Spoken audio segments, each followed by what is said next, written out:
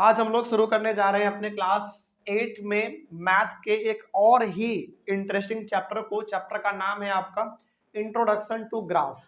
देखिए, सबसे पहली बात हम आपको बता देना चाहते हैं, चैप्टर में चैप्टर पूरा का पूरा आपका ग्राफ के ऊपर बेस्ड होगा, पहला बात। दूसरा बात, चैप्टर थोड़ा सा आसान है। तीसरा बात, बहुत छोटा भी है। मतलब ये जो चैप्टर हमारा है इंट्रोडक्शन टू ग्राफ, इसमें पूरा बात होगा हमारा ग्राफ के ऊपर। अलग अलग प्रकार के हमारे पास ग्राफ होते हैं, उसके ऊपर हम लोग बात करेंगे, पहला। दूसरा, चैप्टर बहुत इजी है।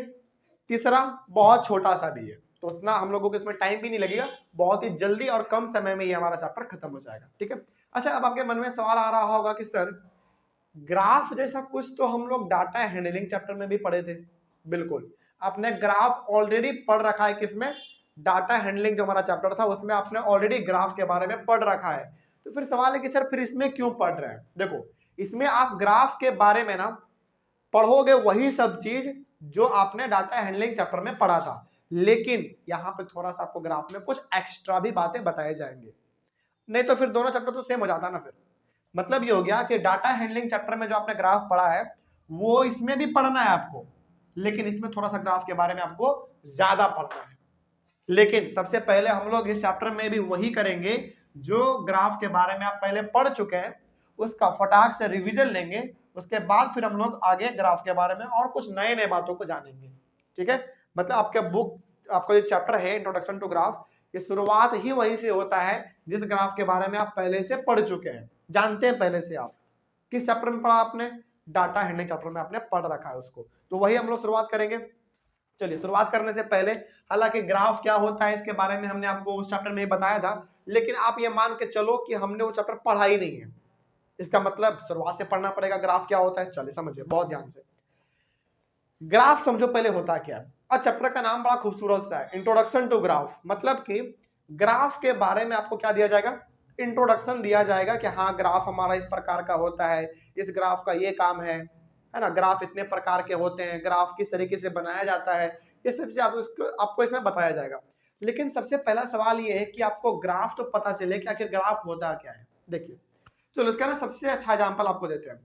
ग्राफ क्या करता है ना, किसी भी न्यूमेरिकल वैल्यू को बहुत ही आसान तरीके से पुट करके आपको एक डायग्राम के फॉर्म में दिखा देता है। जैसे मान लीजिए, सपोज कीजिए कि एक मैच हुआ जिसमें विराट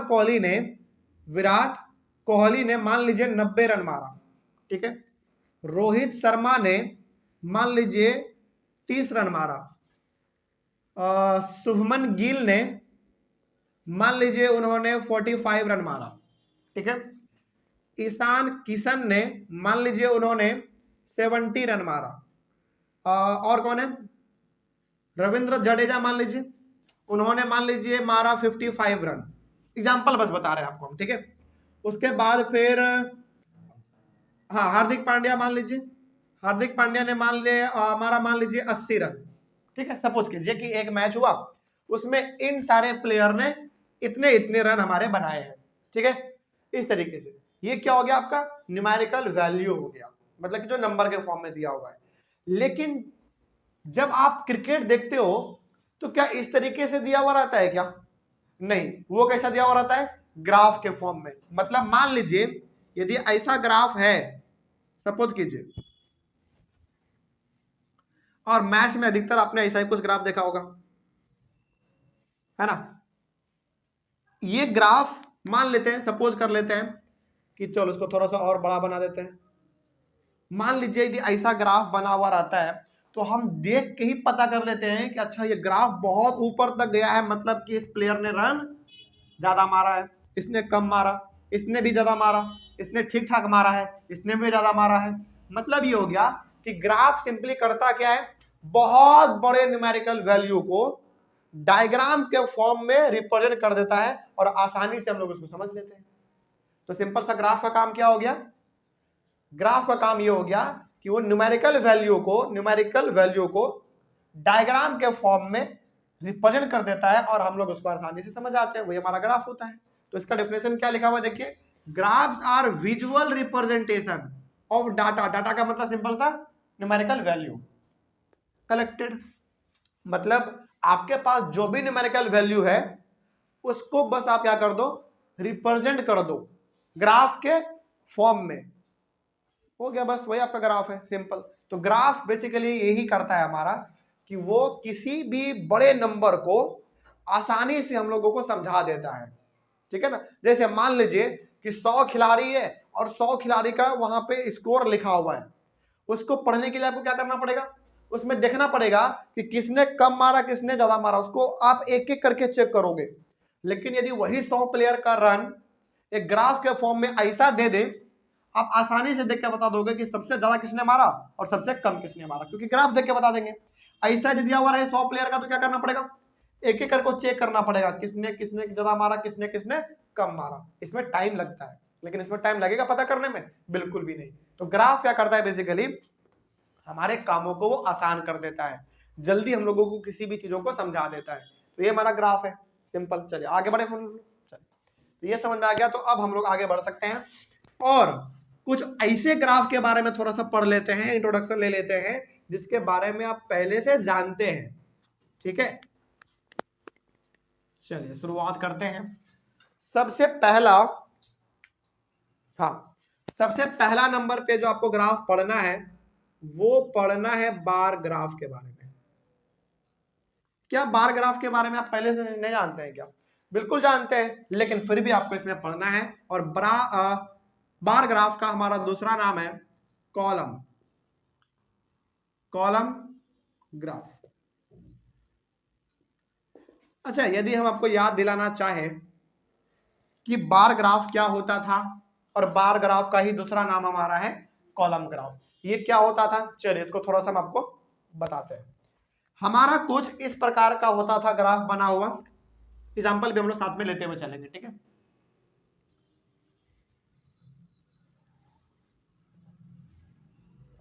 यहां पे x होता था, यहां पे 0 और यहां पे सॉरी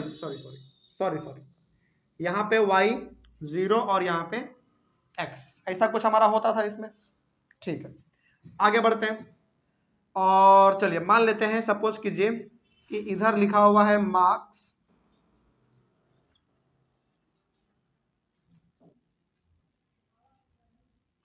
नहीं इधर मार्क्स मत लिखो,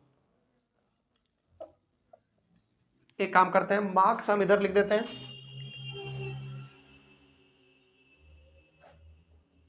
मार्क्स, और इधर लिख देते हैं सब्जेक्ट, ठीक ना।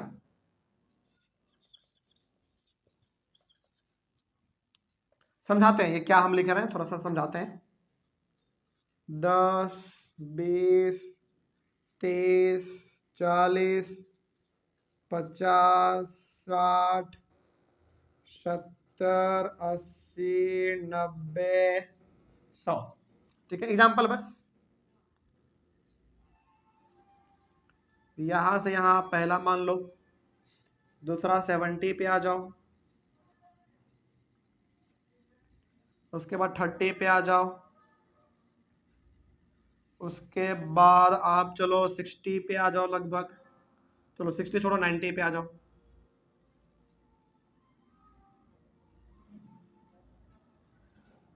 तीन चार एक और ले लेते हैं, चलिए 70, चलो 20 ले लो। इससे हम आपको क्या समझाना चाह रहे हैं, इसी प्रकार का हमारा बार ग्राफ होता था जिसमें हम लोग क्या करते थे, एक रेक्टेंगल बनाते थे, है ना, इस प्रकार का, और बीच में हम लोग एक एक बॉक्स को गैप देते थे, ये हमारा क्या रहता है बार ग्राफ। मान लीजिए सपोज कीजिए कि किसी बच्चे का, चलिए मान लेते हैं कि आप ही का 5 सब्जेक्ट का टेस्ट हुआ एग्जाम, यानी कि एग्जाम हुआ 5 सब्जेक्ट का, और उसमें आपने इतना इतना नंबर लाया और कहा गया कि उस नंबर को आप ग्राफ के फॉर्म में रिप्रेजेंट करो, कर दिया हमने रिप्रेजेंट।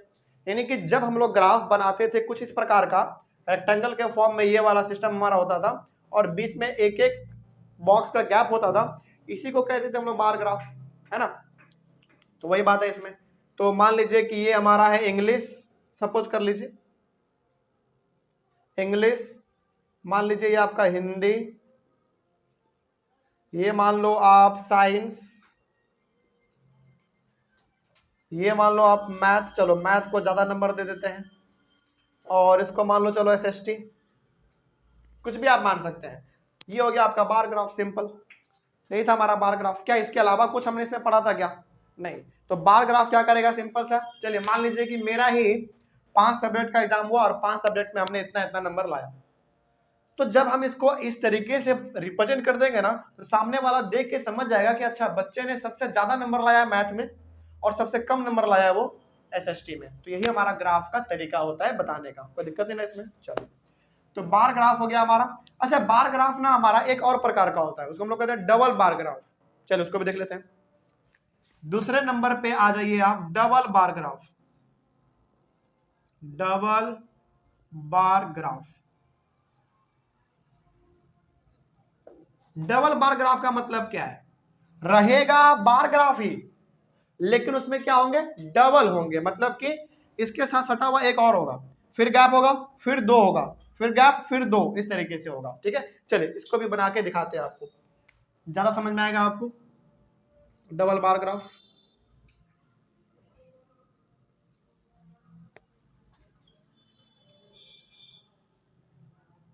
y 0 x, फिर से इधर ही हम लोग मार्क्स ले लेते हैं,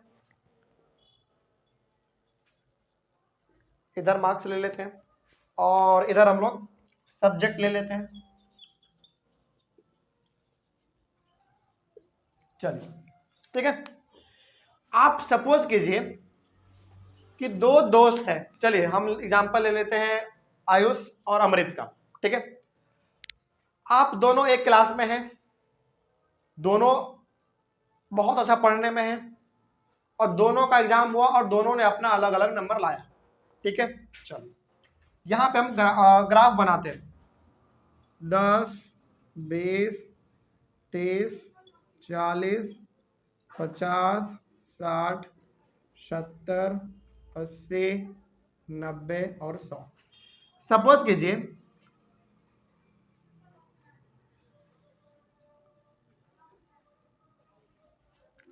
ध्यान से इसको समझेंगे तो आपको आराम से समझ में आ जाएगा।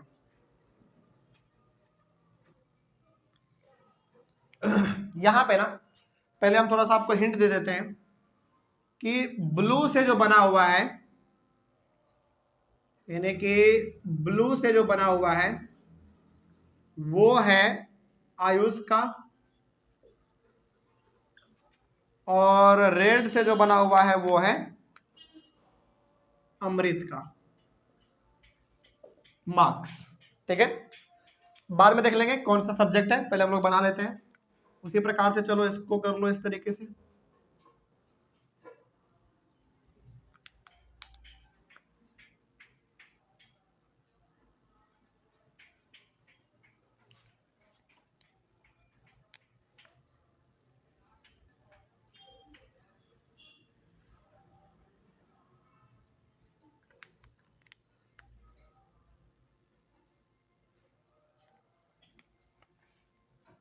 एक और बना लेते हैं।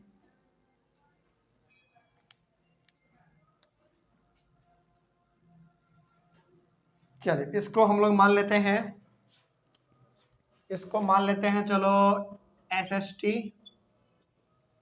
इसको मान लेते हैं इंग्लिश, इसको मान लेते हैं हिंदी, और इसको मान लेते हैं चलो मैथ।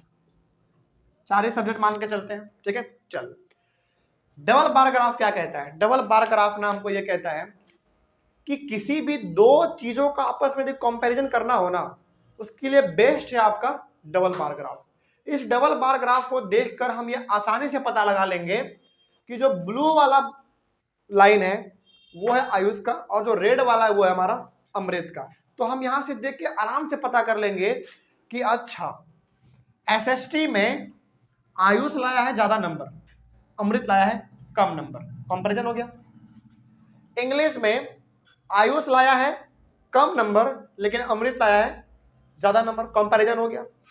हिंदी में आयुष लाया ज्यादा नंबर लेकिन अमृत लाया कम नंबर, कंपैरिजन हो गया फिर से।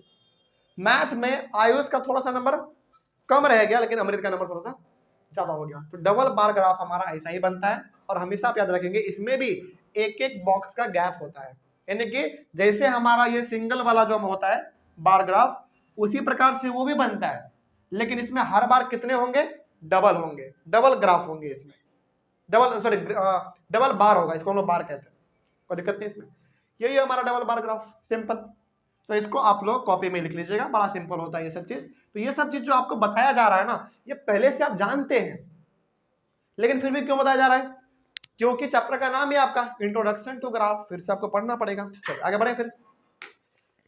ऑनलाइन वाले बच्चे इसका आप लोग स्क्रीनशॉट लेके लिखते चलिए। एक दो ग्राफ हमारे पास और है, उसको भी हम लोग यहाँ पे लिख लेंगे। बिना दिए बोलो, चलिए।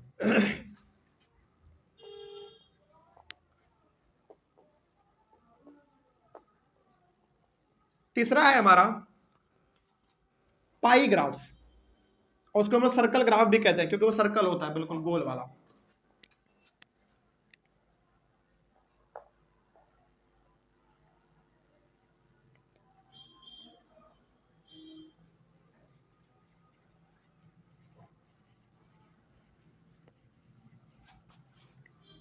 चल, दूसरा नंबर के बाद तीसरे पे आप लिखिए पाई ग्राफ। चलिए यहां पे हम लिख देते हैं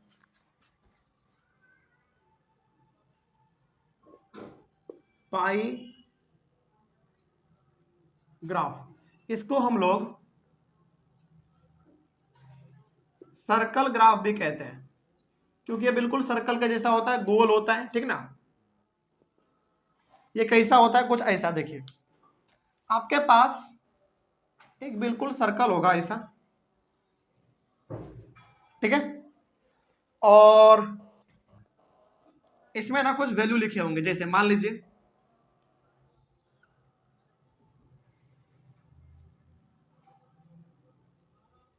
सपोज करो यहाँ पे म्यूजिक 40%, एग्जाम्पल देंगे अभी आपको।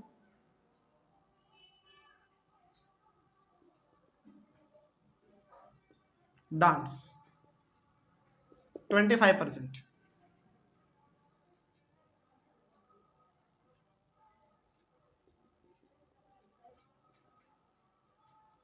सिंगिंग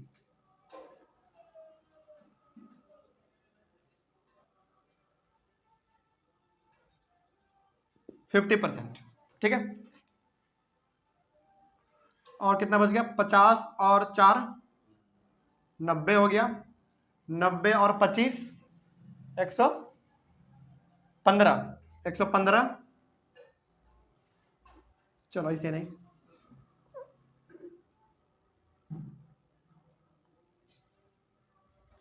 एक 115 नहीं, तो एक थोड़ा सा ना इसका वैल्यू थोड़ा सा बढ़ा लेते हैं, एक मिनट रुक जाओ। इसको हम लोग कर लेते हैं, चलो 80, इसको कर लेते हैं हम लोग 50, इसको कर लेते हैं चलो 70, समझने के लिए केवल। एग्जैक्ट तो आपका प्रोटेक्टर से ही बन सकता है, लेकिन समझने के लिए केवल आप इसको इतना समझ लीजिए। तो ये कितना हो गया हमारा 150, ये तो हो गया 150, 200 हो गया, 200 हो गया। इसको आप मान लो चलो 60 डिग्री मान लेते हैं। और ये है आपका स्विमिंग, SWIMMING, स्विमिंग कितना हो गया? अब 260 हो गया, सॉरी 60% कर लो, ठीक है। आगे 260 हो गया, 100 बच गया 360 में, तो 100% मान लेते हैं। 100% पसंद करता है क्या? क्या लेना चाहोगे? रीडिंग ले लेते हैं, सपोज कर लो। चलिए इस तरीके से हमारा यहाँ पे ग्राफ है। ये ग्राफ मान लीजिए कि ये ग्राफ ना एक मोहल्ले के बच्चों का है, जैसे हमारा ये मोहल्ला राजवंशी नगर, ठीक है। इसका एग्जांपल लेते हैं। मतलब राजवंशी नगर में बहुत सारे बच्चे रहते हैं, जिसमें से 100% बच्चों को, परसेंट का मतलब ना यहाँ पे सिंपल से 100 बच्चे समझ लो आप, ठीक है। 100 बच्चों को रीडिंग करना पसंद है, 80 बच्चों को गाना सुनना पसंद है, 50 बच्चों को डांस करना पसंद है, 70 बच्चों को गाना पसंद है, गाना गाता है, और 60 बच्चों को स्विमिंग पसंद है। इस डाटा से क्या पता चल रहा है आपको? इंफॉर्मेशन दे रहा है। जैसे यदि कोई बोल दे कि आपके मोहल्ले में कौन से बच्चे को कितना क्या पसंद है, तो क्या उसको मुंह से बताते रहेंगे? क्या बताने से बढ़िया है कि आप उसको ग्राफ दिखा दो ना, वो समझ जाएगा। वो देख लेगा कि अच्छा सबसे ज्यादा स्पेस दिख रहा है, इसका मतलब ज्यादातर बच्चे क्या पसंद कर रहे हैं? रीडिंग। सबसे कम स्पेस दिख रहा है उसको यहाँ पे, इसका मतलब 50% यानी कि 50 बच्चे ही केवल पसंद करते हैं डांस को। तो ग्राफ का काम ही ये होता है कि वो बहुत ही बड़े कॉम्प्लेक्स, बहुत ही पेचीदे नंबर को सिंपल सा एक अच्छे डायग्राम के फॉर्म में रिप्रेजेंट करके आपको बता देगा, आपको समझ में भी आ जाएगा। वही हमारा ग्राफ का इसमें काम है, और यही हमारा कहलाता है पाई ग्राफ, या फिर आप इसको सर्कल ग्राफ भी कह सकते हैं। कोई दिक्कत नहीं ना इसमें। चलिए तीसरा हो गया, चौथे नंबर पे आ जाइए आप। चौथा हमारा है इसमें लाइन ग्राफ। लाइन ग्राफ ये भी कुछ नया नहीं है, हाँ ये थोड़ा सा आपके लिए नया हो सकता है, लेकिन इसको ही बता देते हैं। लाइन ग्राफ का कुछ और नाम है क्या आपके बुक में? नहीं, सिंपल सा लाइन ग्राफ ही है। लाइन ग्राफ ही हम लोग, अच्छा लाइन ग्राफ बताने से पहले एक और हमारे पास है, एक और है। एक मिनट रुक जाइए, लाइन ग्राफ को थोड़ा सा रुक जाइए, इसके तुरंत बाद हम बता देते हैं हिस्टोग्राम। एक हमारा बच रहा था, हिस्टोग्राम। हिस्टोग्राम का कैसा डायग्राम होता है? बड़ा, इसका भी सिंपल है।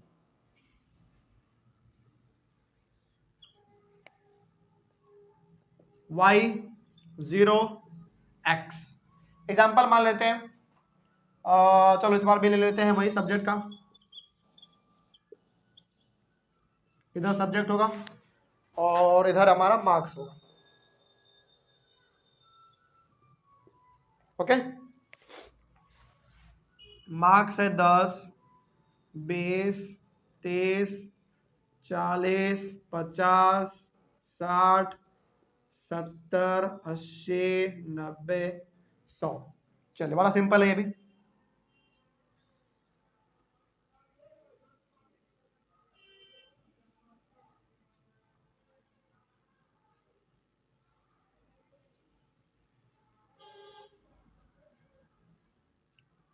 ऐसा भी ग्राफ हमने आपको बताया था जब हम लोग चैप्टर पढ़ रहे थे अपना डाटा हैंडलिंग, है ना।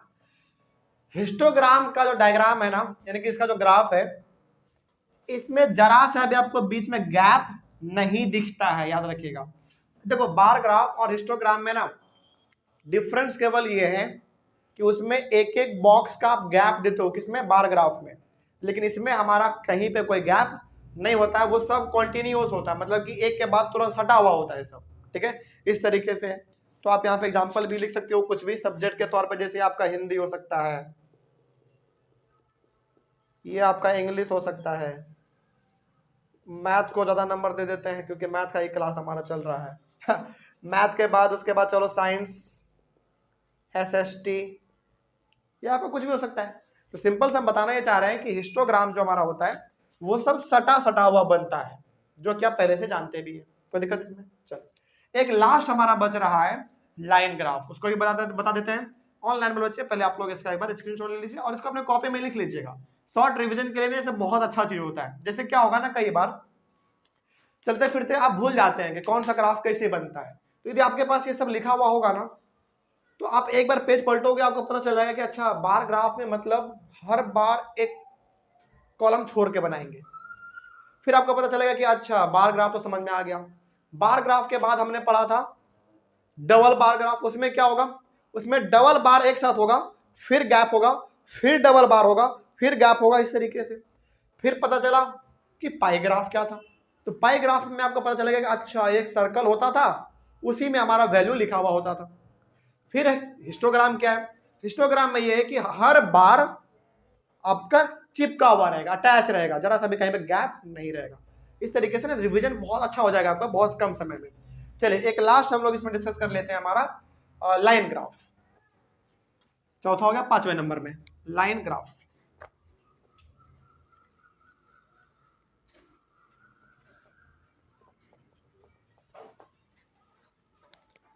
लाइन ग्राफ भी बड़ा सिंपल है, 5वें नंबर में आ जाइए। लाइन ग्राफ लाइन ग्राफ का ना एग्जांपल आपको देते हैं, वो वाला जो कि आपके बुक में दिया हुआ है, आप ज्यादा इसको समझ पाओगे अच्छी तरीके से।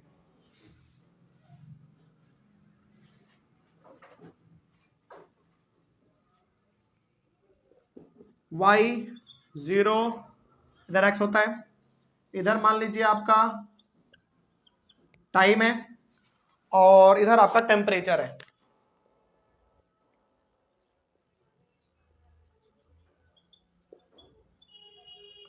टेम्परेचर जो है वो आपका डिग्री सेल्सियस में है, ऐसा आपको एज्यूम करना है। ओके, और टाइम जो है वो आपका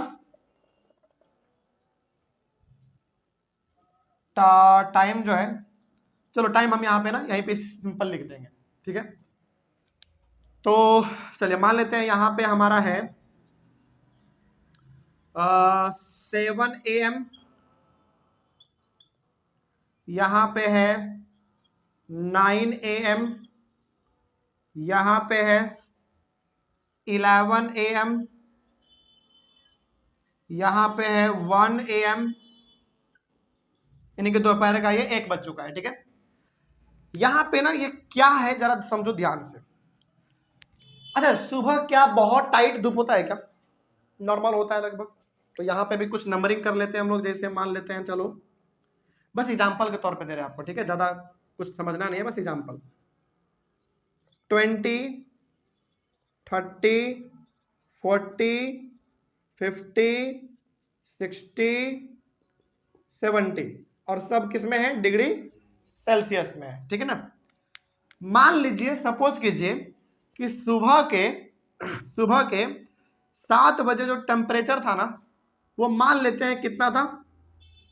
30 डिग्री सेल्सियस था। बस एग्जांपल बता रहे हैं, क्योंकि सुबह 7 बजे 30 डिग्री होता नहीं है, ये हमको पता है। लगभग कितना होता होगा? कम ही 20-25 के आसपास रहता है, लेकिन हाँ फिर एग्जांपल के तौर पे बस, ठीक है। आगे बढ़ते हैं, समय और बिता। 9 बजे टेम्परेचर हो गया, चलो 9 बजे टेम्परेचर हो गया, मान लेते हैं 50 डिग्री सेल्सियस हो गया 9 बजे, ठीक है। 11 बजे मान लेते हैं हो गया हमारा, चलो 60 डिग्री। दोपहर के 1 बजे मान लेते हैं ना, कड़कड़ाता धूप में, मान लेते हैं कि 70 डिग्री सेल्सियस हो गया। बस एग्जांपल, नहीं तो 70 डिग्री सेल्सियस का मतलब समझते हैं आप? घर से बाहर निकलोगे तुरंत आपके कपड़े में आग लग जाएगा, तुरंत। 70 डिग्री सेल्सियस मतलब आदमी जल जाएगा। और 100 डिग्री सेल्सियस पे तुम्हारा पानी बॉयल हो जाता है पूरा, तो सोचो क्या हाल होगा। बस एग्जांपल आप इसको समझो, ठीक है। रियल मत समझ लेना इसको, ठीक है। आगे बढ़ते हैं, थोड़ा सा ना 1-2 डाटा और आगे बढ़ा देते हैं। अब हो रहा है हमारा शाम ढल रहा है, तो 1 के बाद मान लेते हैं 3 AM, 3 के बाद 5 AM। बस एग्जांपल। अब 3 बजे हमारा टेम्परेचर घट के हो गया, मान लेते हैं, चलो कितने पे? यहाँ पे इस बीच में तो मान लो 45 के आसपास, ठीक है। 5 बजे और घट के हो गया, मान लो चलो 20, मान लो कुछ भी मान लो, बस आपको ये पता है कि हाँ जैसे जैसे सुबह से दोपहर की ओर जाएंगे टेम्परेचर बढ़ेगा, और दोपहर से शाम की ओर आएंगे तो टेम्परेचर घटेगा। सिंपल सा, बस आप ये इसको एज्यूम करके चलो, ठीक है। अब ये जो आपका है ना, ये लाइन ग्राफ आपका तैयार है। बस आपको इसमें करना क्या है? इन सभी को एक लाइन से आपको मैच कर देना है, बस। और ये हो गया आपका लाइन ग्राफ, बस यही कहलाता है आपका लाइन ग्राफ। जरूरी नहीं है कि वो ऐसा ही बने, कई बार दोपहर में भी टेम्परेचर घट जाता है ना, कई बार शाम में टेम्परेचर अचानक बढ़ भी जाता है ना। तो ऐसा लेकिन मतलब ये हो गया, ये जो बिंदी बिंदी आप देख रहे हैं, इन सबको जब हम एक लाइन से मिला देते हैं तो वही हमारा कहलाता है लाइन ग्राफ। हाँ वैसा ही कुछ नहीं, वो तो अलग है, हाँ, लेकिन उसमें भी आप ऐसा देखे होंगे, वही चीज है। चलिए, तो इस प्रकार का जो आपको ग्राफ दिख रहा है, और एक्चुअली में लाइन ग्राफ का हकीकत जो होता है ना, वो कुछ ऐसा होगा। हालांकि इतना समझाने के लिए काफी है, लेकिन वो कुछ ऐसा होता है।